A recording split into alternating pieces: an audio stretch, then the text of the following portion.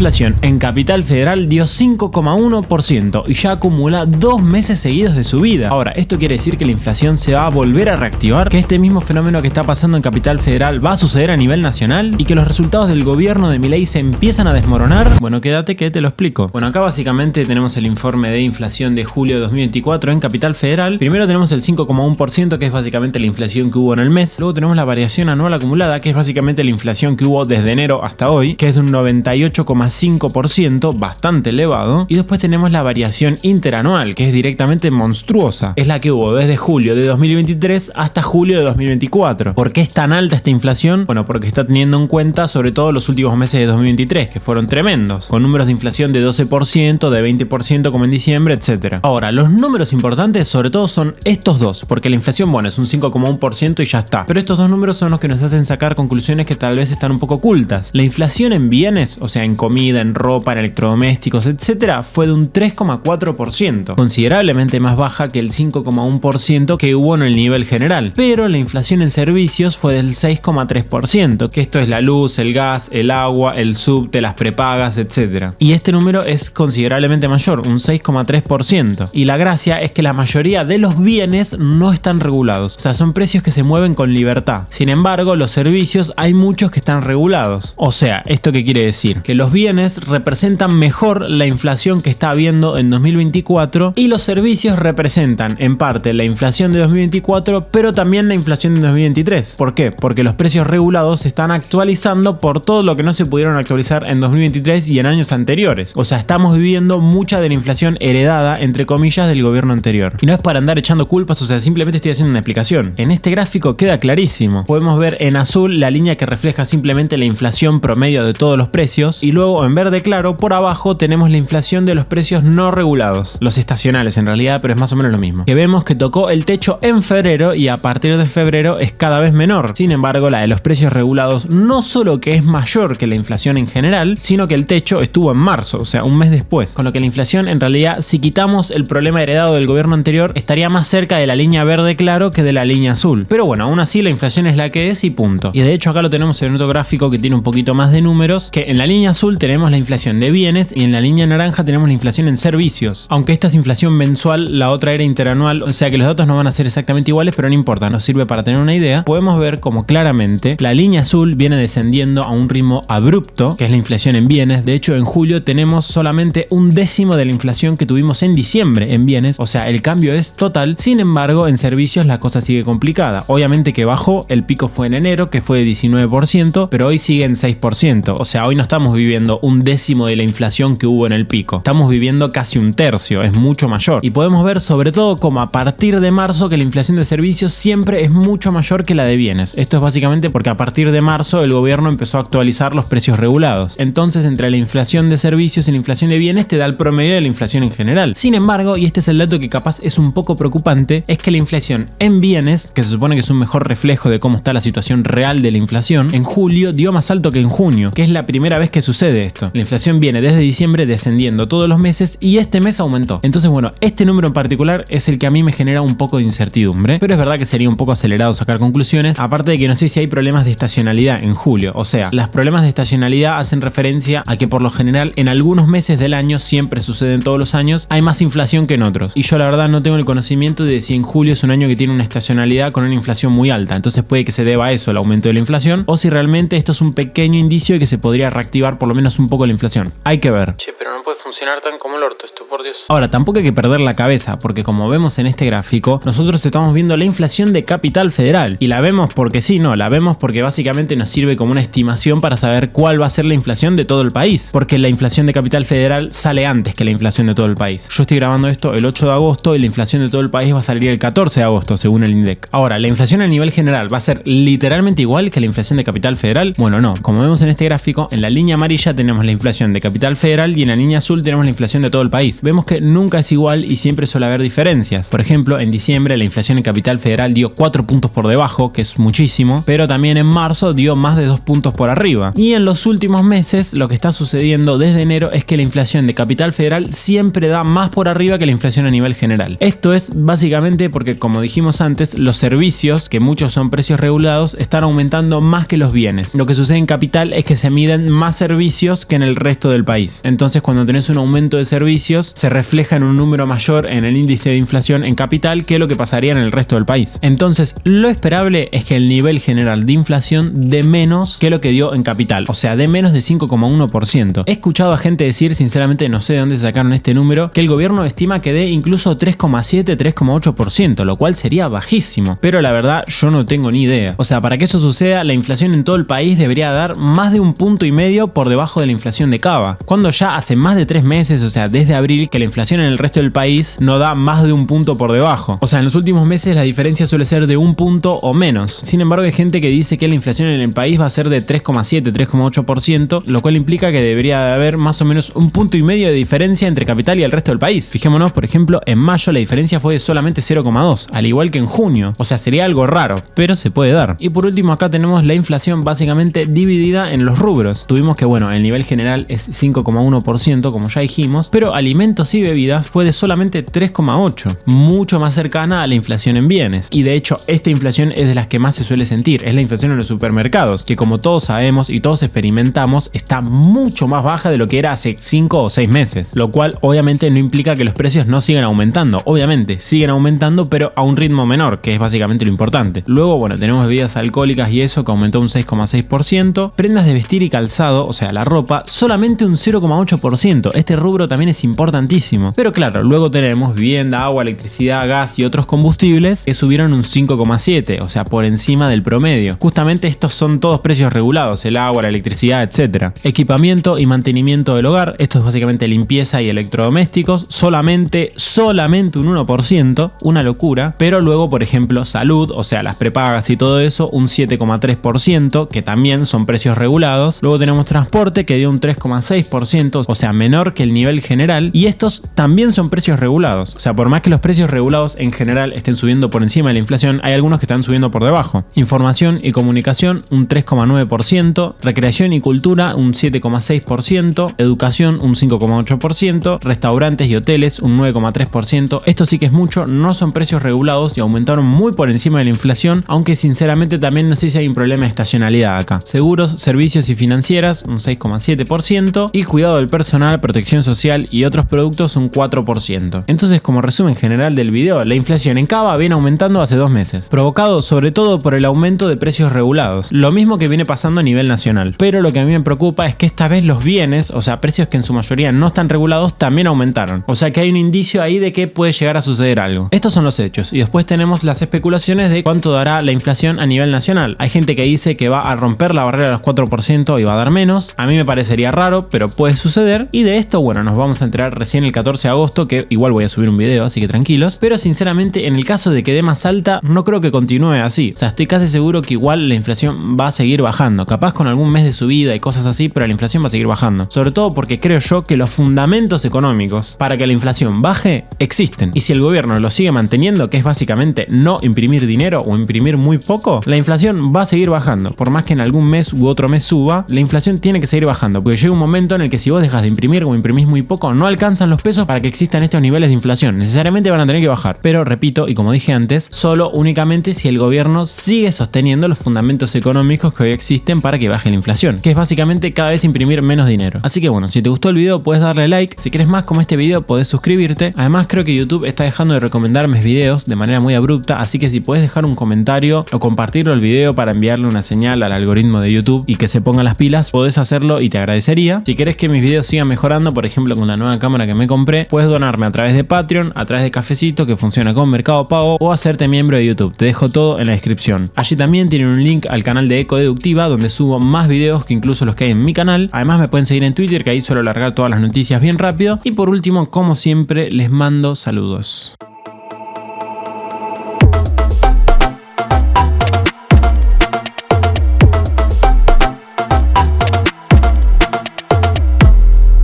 no puedo tener un pelo tan complicado, la puta madre. No importa en qué posición me ponga, parece que estoy recontra despeinado.